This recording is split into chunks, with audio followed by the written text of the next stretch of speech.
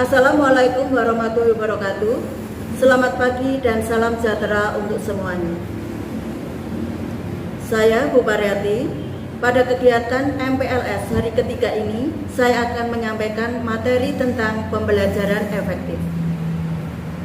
Belajar efektif adalah proses belajar yang berhasil guna, dan proses pembelajaran itu mampu memberikan pemahaman, kecerdasan, ketekunan, kesempatan, dan mutu atau kualitas yang lebih baik, serta dapat memberikan perubahan perilaku dan dapat diaplikasikan atau diterapkan dalam kehidupan sehari-hari, sehingga hasil dari pembelajaran itu akan dapat menghasilkan sumber daya manusia yang unggul.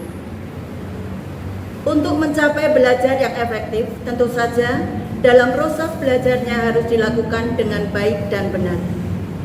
Berikut ini adalah tip-tip belajar yang baik dan benar untuk anak-anak ya. 1. Belajar kelompok.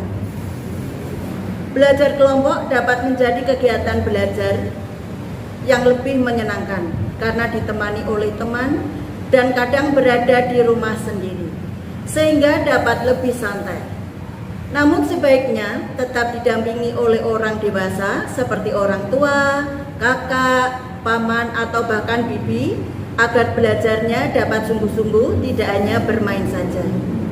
Belajar kelompok ada baiknya mengajak teman yang pandai dan rajin belajar, agar yang belum bisa dapat termotivasi untuk lebih semangat belajarnya, dan akhirnya bisa jadi pandai.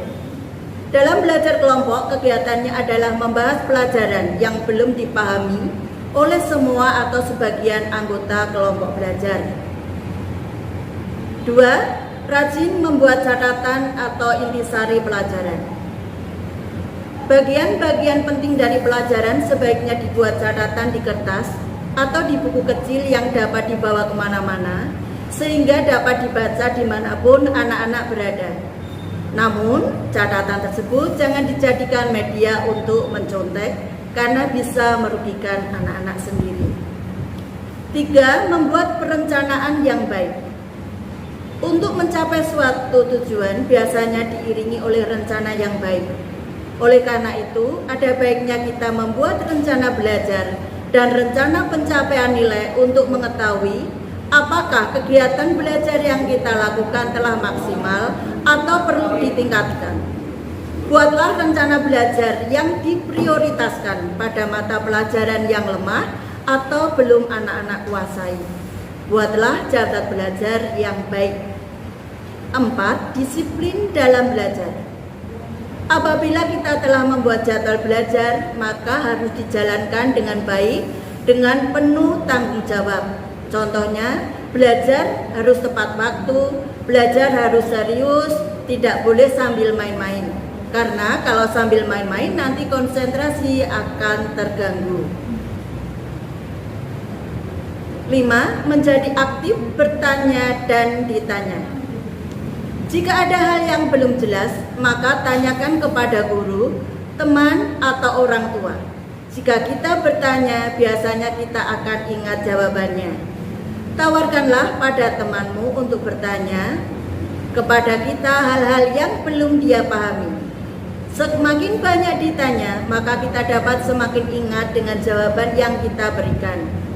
Apabila kita juga tidak tahu jawabannya anak-anak, maka bisa dibahas bersama-sama dengan orang tua dan bersama dengan teman-teman. 6. Belajar dengan serius dan tekun. Ketika belajar di kelas, dengarkan dan catat apa yang Bapak Ibu jelaskan.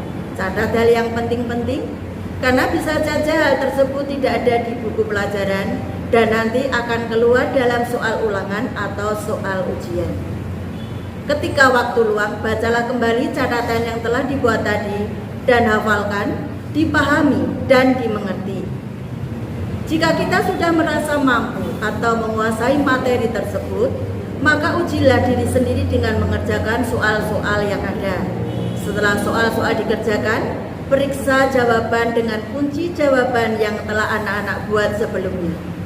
Kembali lagi, ulangi lagi, pelajari kembali soal-soal yang salah dijawab. 7. Hindari belajar berlebihan. Jika waktu ujian atau ulangan sudah dekat, biasanya anak-anak panik jika belum siap. Jalan yang pintar sering dilakukan oleh anak-anak adalah dengan belajar semalam suntuk atau begadang ya anak-anak. Bahkan ada anak-anak yang nakal membuat contekan. Sebaiknya ketika akan ujian atau ulangan, kita harus tidur tepat waktu. Karena kalau kita tidak tidur tepat waktu, belajar sampai malam atau begadang semalaman akan membawa dampak yang buruk bagi kesehatan. Anak-anak bisa jatuh sakit. 8. Jadilah seorang pemimpin, latihlah rasa tanggung jawabmu. Apabila guru meminta bantuanmu untuk mengerjakan sesuatu, misalkan membersihkan kelas atau mempelajari hal yang lain, ajaklah beberapa temanmu untuk mengerjakannya secara bersama-sama. 9. Mendengarkan penjelasan guru dengan baik. Anak-anak, ketika Bapak Ibu guru menjelaskan, dengarkanlah penjelasan Bapak Ibu guru dengan baik. Dan jawablah setiap pertanyaan yang diajukan oleh Bapak Ibu guru. Jangan menunggu anak-anak ditunjuk terlebih dahulu. 10. Jangan malu untuk bertanya. Selalu ajukan pertanyaan kepada guru apabila tidak mengerti tentang sesuatu hal atau materi yang belum anak-anak kuasai. Jangan malu untuk bertanya karena itu akan menambah wawasan anak-anak. Anak-anak yang tidak tahu, jadi lebih mengerti. 11. Mengerjakan tugas. Kerjakanlah tugas yang diberikan oleh Bapak Ibu guru dengan baik. Jangan selalu mencari alasan untuk tidak mengerjakannya. Jangan malas mengerjakannya, jangan menunda-nunda atau alasan lupa. 12. Selalu mengulang pelajaran yang sudah diajarkan. Anak-anak yang kukasihi, setiap pulang dari sekolah kita harus selalu mengulang pelajaran yang tadi sudah diajarkan oleh Bapak Ibu guru di sekolah. Karena nanti sewaktu ada ulangan, tidak banyak yang harus dipelajari. Jadi kita belajar tidak langsung sekaligus, tapi belajar juga bertahap. Dari sedikit demi sedikit, supaya anak-anak betul-betul mampu atau menguasai materi tersebut. 13. Banyak belajar, berlatih pelajaran yang kurang disukai. Anak-anak, apabila kamu tidak menyukai salah satu mata pelajaran, misalkan mata pelajaran matematika, maka banyak-banyaklah berlatih, mengikuti kursus atau belajar berkelompok dengan teman. Siapa tahu yang semula kurang menyukai pelajaran matematika akhirnya jadi menyukainya. 14. Niat dengan sungguh-sungguh. Ketika kita akan belajar, harus disertai dengan niat yang sungguh-sungguh. Kalau belajar tidak sungguh-sungguh ataupun tidak niat, yang ada malah pikiran kita melayang entah kemana-mana. Pada saat belajar mungkin kita memikirkan tentang makanan, tentang bermain game, dan lain-lain. Oleh sebab itu, belajar yang baik dimulai dengan niat yang sungguh-sungguh. Kalau kita belajar dengan niat sungguh-sungguh, hasilnya akan lebih maksimal. 15. Lokasi situasi yang kondusif. Jikalau kita belajar tidak mungkin kalau kita lakukan di tengah jalan raya atau sambil bermain. Cara belajar yang efektif adalah mencari tempat yang nyaman dan tidak terlalu banyak gangguan agar kita bisa lebih konsentrasi. 16. Penggunaan metode imitasi. Proses belajar bisa dilakukan dengan sempurna melalui metode imitasi atau meniru.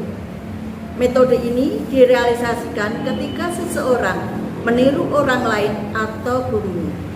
Oleh karena itu, anak-anak harus dapat membedakan mana hal-hal yang boleh ditiru, mana yang tidak boleh ditiru.